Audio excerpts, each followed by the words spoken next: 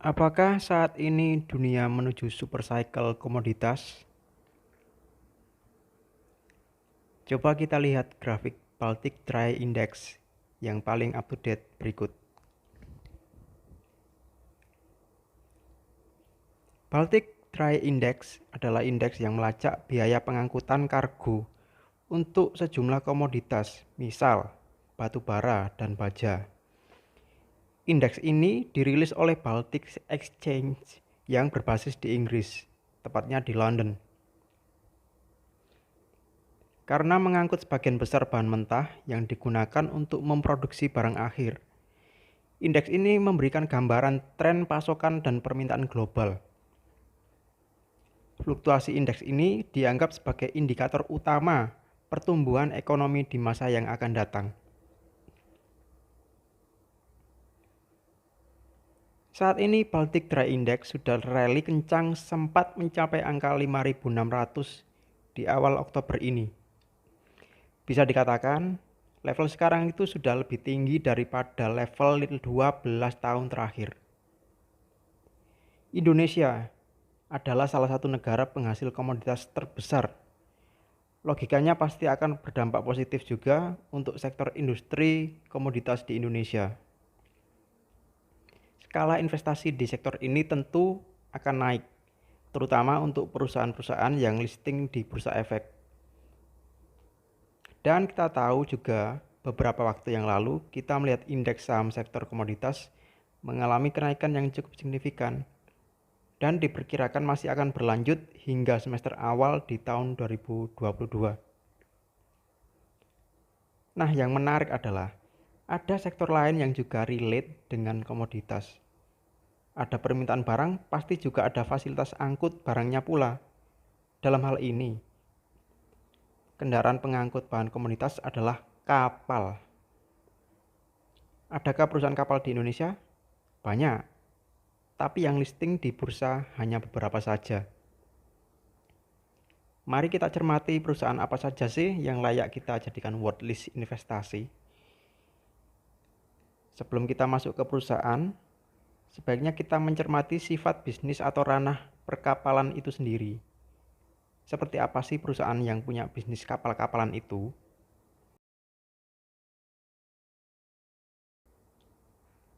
Jika dibuat simpel, analoginya seperti ini. Kita punya kos-kosan.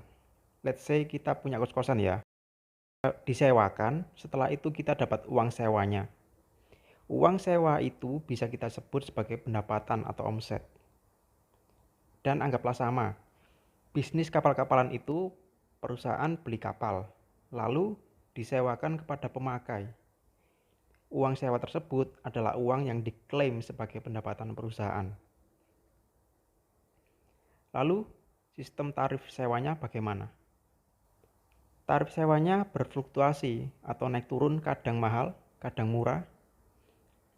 Kenapa begitu? Jawabannya sangat mudah, karena ada supply demand, karena pasokan dan permintaan. Saat ekonomi sedang booming, permintaan kapal untuk pengiriman barang pasti meningkat, sedangkan suplai kapal yang ada tidak bisa menutupi permintaan konsumen. Secara bikin kapal itu butuh sekitar 2 tahunan baru jadi. Tarif kapal tersebut ada formulanya. Semuanya dapat dilihat dari indeks tarif sewa kapal. Kemudian ke skema tarif. Nah, karena tarif kapal tidak tentu atau naik turun, makanya antara yang punya kapal dan penyewa biasanya membuat kesepakatan. Lalu kesepakatannya itu dipakai harga pasar dan sifatnya jangka pendek, dinamakan spot dan charter. Di sana, perusahaan penyewa mengatur tarif untuk menyeimbangkan agar cash flow tetap terjaga. Kenapa? Lah kalau kontraknya pakai spot, pas market sedang turun atau kurang bergairah, sudah pasti income perusahaan turun dengan cepat. Dan karena sifatnya jangka pendek, maka perusahaan punya risiko kapalnya nganggur karena belum dapat sewa.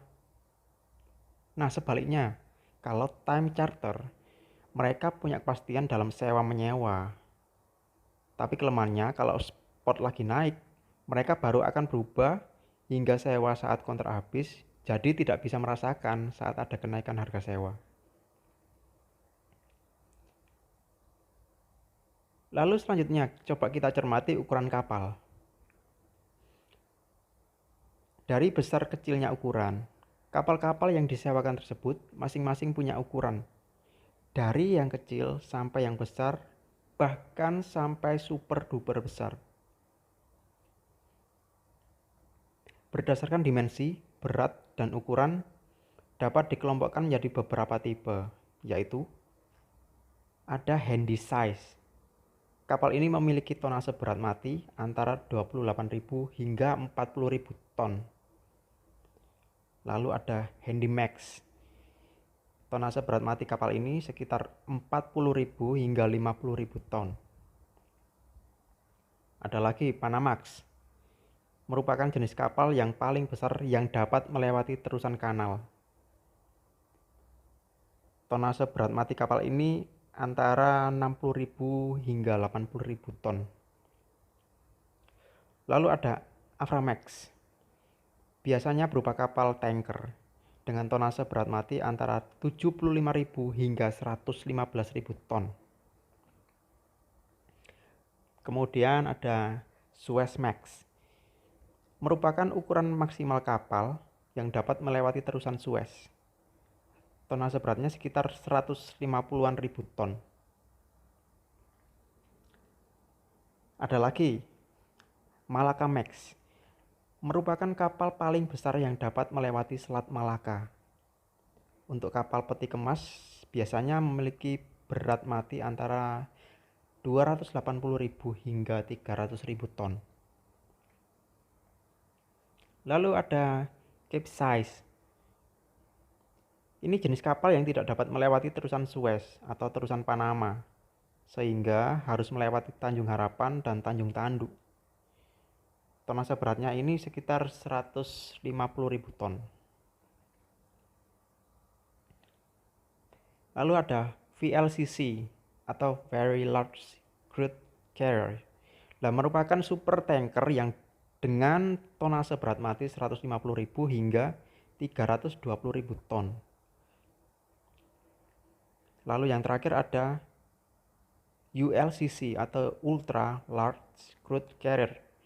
Merupakan super tanker dengan tonase berat 320.000 hingga 500.000 ton. Ini yang paling besar. Untuk jenis kapal yang paling banyak disewakan adalah ukuran Capesize. Nah, kapal-kapal tersebut juga punya nilai usia ekonomis yang masih layak dipakai adalah di bawah 25 tahun. Semakin tua umur kapal, semakin besar biaya perawatannya, dan tarif sewanya juga semakin rendah.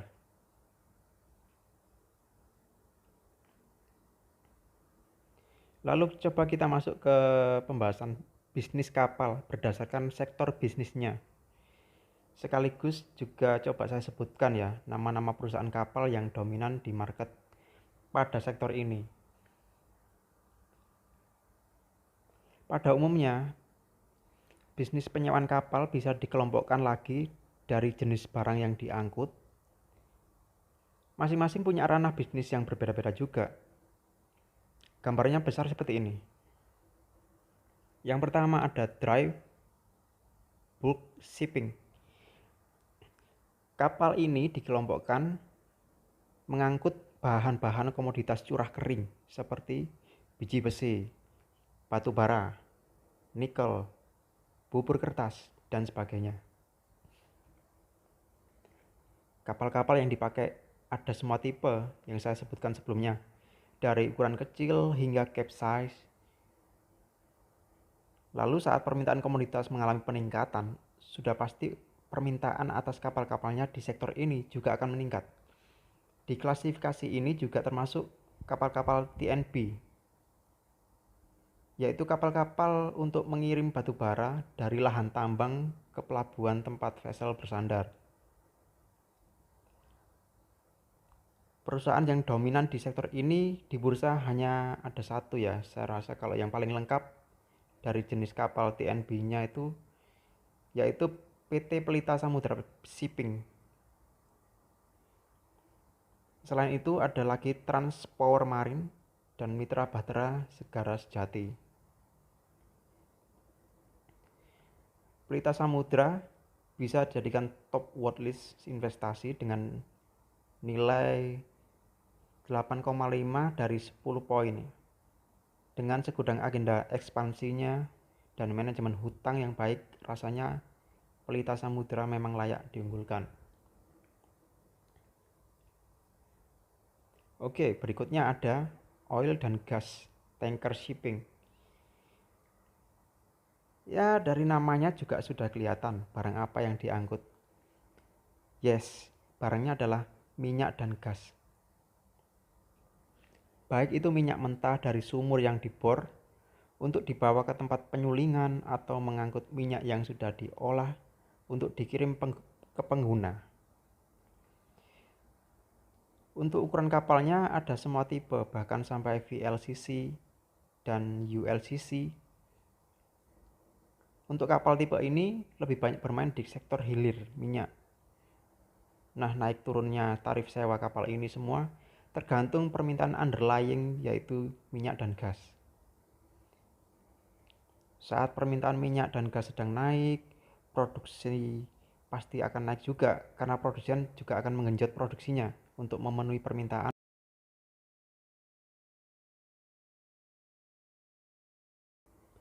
Dan dari sanalah permintaan akan kapal juga akan naik. Kira-kira perusahaan apa yang paling dominan di sektor ini? Dari beberapa perusahaan, Sochi Land yang paling diunggulkan. Kapalnya pun lengkap, bahkan Sochi adalah satu-satunya yang punya VLCC. Selain itu ada Buana Lintas Lautan.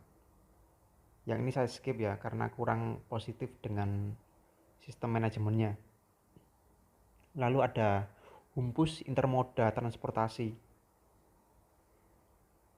Perusahaan ini cukup bagus, hanya saja terkendala minimnya likuiditas. Oke, lanjut yang ketiga itu adalah kontainer shipping atau kapal peti kemas. Kapal ini adalah kapal pengangkut barang-barang perdagangan besar seperti elektronik, mobil, dan lain-lain.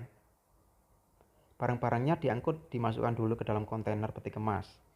Nah, kapal tersebut akan mengirim barang produsen pembuat barang untuk dikirim ke pemakai barang tersebut. Barang perdagangan besar akan ramai dan tinggi apabila pertumbuhan ekonomi meningkat tinggi. Perusahaan sektor ini di Indonesia cukup banyak, namun ada dua yang listing di bursa, yaitu Temas Tbk dan Samudra Indonesia. Masing-masing punya kelebihan dan keduanya layak masuk rating investasi. Kemudian yang terakhir ada OSV atau Offshore Support Vessel. Kapal ini sebenarnya bukan kapal angkut, tapi lebih untuk menunjang pengeboran minyak. Kapal tipe ini lebih bermain ke hulu. Kapal-kapal ini berteknologi tinggi dan harga kapalnya pun bisa ditebak, pasti sangat mahal. Meskipun ukurannya cukup kecil ya. Ranah bisnisnya ini sangat berhubungan erat dengan indeks harga oil. Jika harga oil mulai meningkat, maka produsen akan membuat sumur-sumurnya yang memang sudah beroperasi sebelumnya. Di bursa yang dapat kita pandang adalah Wintermar Offshore Marine dan Logindo Samudra Makmur. Kedua pemain ini nomor 1 dan 2 terbesar. Hampir semua produsen minyak di Indonesia memakai jasa mereka dalam usaha menunjang pengeboran sumur-sumur baru.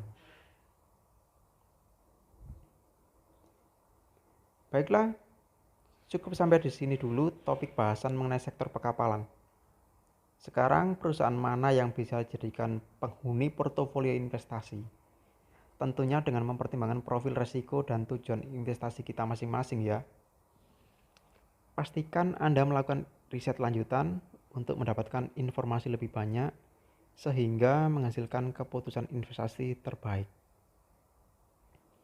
Terima kasih sudah menonton video ini. Sampai jumpa di video berikutnya untuk pembahasan lainnya. Selamat berinvestasi.